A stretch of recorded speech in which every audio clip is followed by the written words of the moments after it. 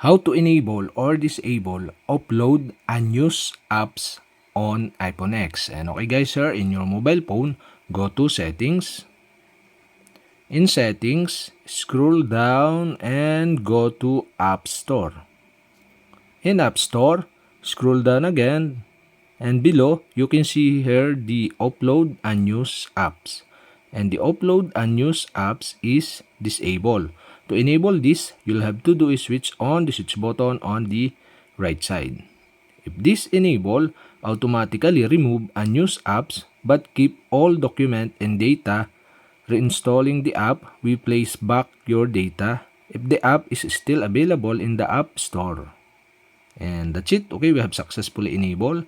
And to disable again, you'll have to do is switch off the switch button on the right side. And okay guys, we have successfully enabled or disabled offload unused apps on iPhone X.